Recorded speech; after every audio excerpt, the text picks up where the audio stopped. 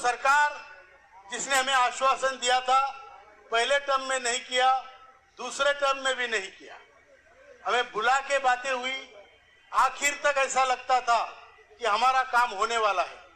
Last दिन तक ये हमें आशा थी, जो मंत्री जी के भाषा से, बोलने से, कहने से, जेस्चर से जो उन्होंने प्रतीत करवाया कि हमारा काम हो रहा है, और हम सभी उसी आशा में बैठे थे।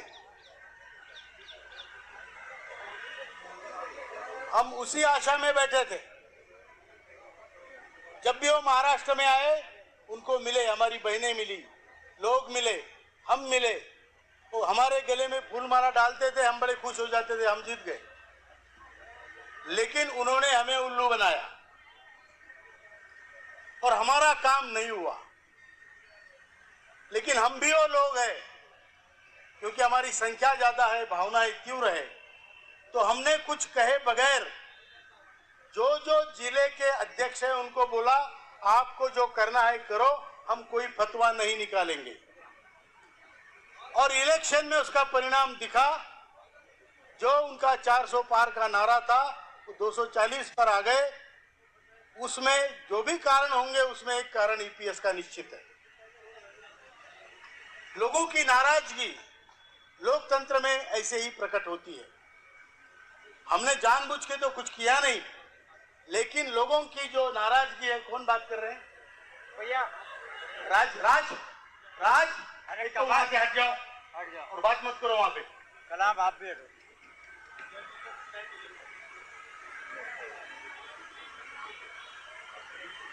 तो उसका परिणाम लोकसभा में दिखा।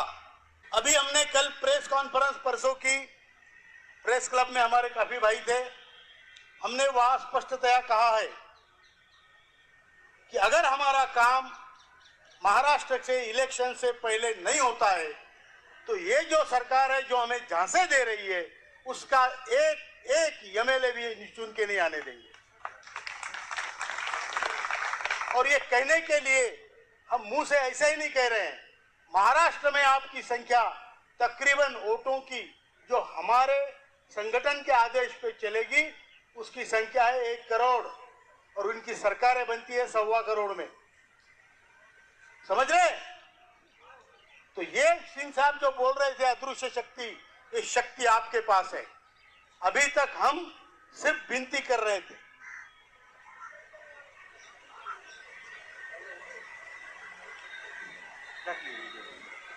आप बोलो। मैं अभी तक हम सिर्फ विनती कर रहे थे।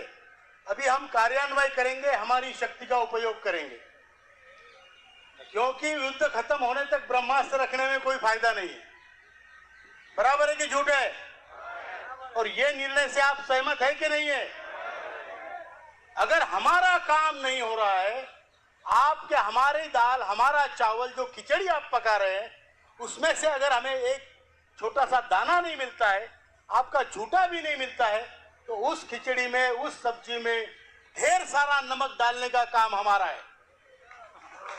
बराबर है कि झूठ है? बराबर है क्या? अरे हमने बच्चे पैदा किए, पोते पोतियां, नाते नातियां पैदा की, और हम अभी इस उम्र में डरने वाले नहीं है। मरेंगे तो मरेंगे, ऐसे भीख मांगते हुए नहीं मरेंगे, लड़के मरेंगे। मंजूर है? तो ये हमने कल प्रेस कॉन्फ्रेंस में कहा। जो लोग हमें कहते हैं कि आप बीजेपी के पीछे पीछे घूम रहे थे, हम घूम रहे थे, विश्वास के साथ घूम रहे थे। 10 साल वेट किया हमने।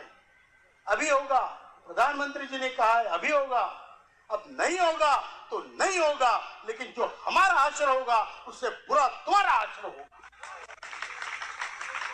ये हमने स्पष्ट किया है कल के प्रेस कॉन्फ्रेंस में, जहां रोज 200 लोग मर रहे हैं।